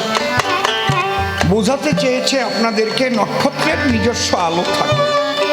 সূর্য একটা নক্ষত্র, তাই সূর্যের আলো গিয়ে পড়ে চন্দ্রের গায়ে, যে কারণে জগৎবাসী তার স্নিগ্ধ আলো পায়, তাই তো? চাঁদের নিজস্ব আলো নাই, তাকে কেন নক্ষত্র বললো? শ্রীনন্দের কানাই চাঁদ কিন্তু বলেনি, শশী বলেছে। নক্ষত্র নাম অহম শশী। চন্দ্র বলেনি, চাঁদও বলেনি, সুধাকরও বলেনি, বলেছে কি শশী। যত নক্ষত্র আছে তার মধ্যে শ্রেষ্ঠ নক্ষত্রের নামটা হচ্ছে শশী। শশী মানে তুমি চাঁদ ভাবিছো কেন? তুমি ধরে নিয়েছো চাঁদ। আমাকে পাড়ার একজনের নাম রাম, সে কি ওই অযোধ্যার রাম? কি? আমার নাম অসীম, আমি কি সীমাহীন? কিন্তু তিনি অসীম, অনন্ত, অনাদি। তাহলে অনাদি জ্ঞান সরকার কি সেই অনাদি? অনন্ত সরকার ছিলেন, তিনি কি সেই অনন্ত? মাথা ঝুলাচ্ছে। নাম আছে না, কত রকমের নাম দেওয়া রয়েছে না এরকম। সূর্য তো একটা নাম, নেপচুন, প্লুটো, বুধ, মঙ্গল, বৃহস্পতি আছে না। শশী নামে বৃহৎ নক্ষত্র বলি তব ঠাই, তাহাকে উদ্দেশ্য করে বলেছে কানাই। এত বোকা নহে কৃষ্ণ, চাঁদের আলো নাই, ওই চাঁদকে নক্ষত্র বলবে কেন? বোঝো না কো ভাই। একটা ভোটার লিস্টের মধ্যে দেখবেন আপনার নামে কতজনের নাম আছে, আছে না? নাম হলেই কি আপনি যান কালকে ভোটার লিস্ট বের করে দেখেন, ওই এক নামে কতজন আছে, আছে না? নাকি কতজনের বাবার নামের সাথে আবার মিল আছে ওই পাড়ার ভোটার লিস্টে। ওর বাবা বাংলাদেশের থেকে আসেই, ওর আসেই নেই, ওই বাবারে বাবা বানাইয়ে লিঙ্ক বানাই গেছে। ওই বুড়ো তাই করতে আসছে, ওই চাঁদরে লিঙ্ক বানাইছে, শশীর সাথে নক্ষত্রে লিঙ্ক বানাইয়ে বাবা বানাচ্ছে। ও কাটিয়ে দেবেন ইলেকশন কমিশনার, ঠিক বাবা নেই। ও করতে যাইয়ে না ধরা পড়লি মরছে। কায়দা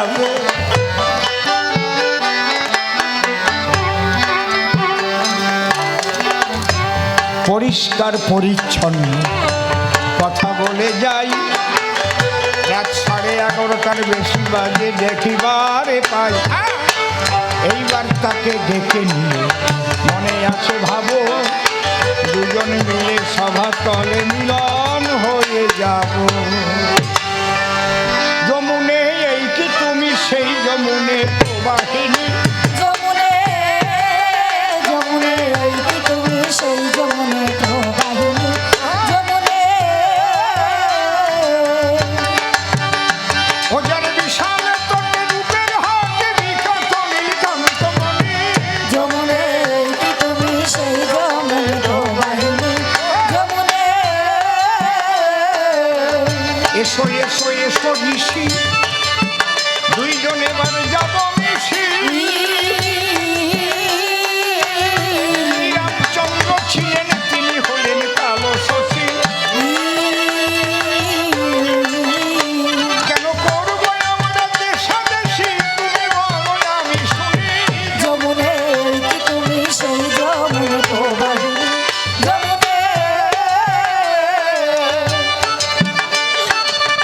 ভারতে লেখা যে পাই পক্ষ নিল কৃষ্ণ কানাই।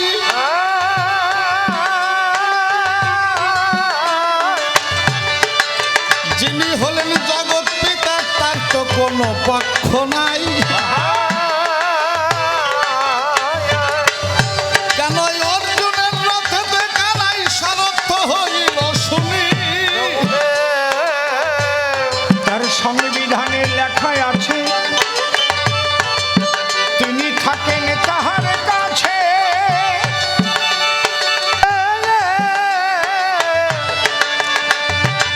সাধু যারা সাধুত্বের দ্বারাই তারা পেয়ে গেছে। পরিত্রাণায় সাধু নামে লেখা আছে, পড়ে দেখো গীতাখানি যমুনে সেই যমুনে প্রবাহিনী। যারা গুরুর কাছে মিথ্যা বলে দেখো ক্ষতি হয় ভূমণ্ডলে।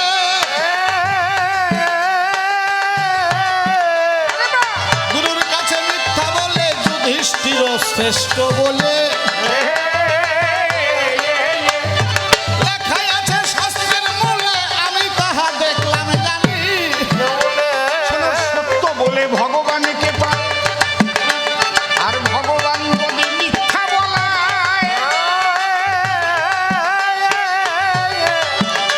তাতে দোষ হবে কেন? যুধিষ্ঠিরের বলো দেখি তুমি আমায়। যেমন চুরি করলে ভক্ত হয় না, সকলেরই আছে জানা। কেন চোর বানালো রামচন্দ্র, করো একটু আলোচনা। হনুমানকে বান চুরি করতে পাঠাইল রাবণের মৃত্যুবান, চুরি করে এনে দিল। মনে রেখো হনুমানের তাতে কি আর দোষী ছিল না? পাঠাতে না, সে ভগবানের কাজ করিতেছিল ওই রামচন্দ্রের সাথে।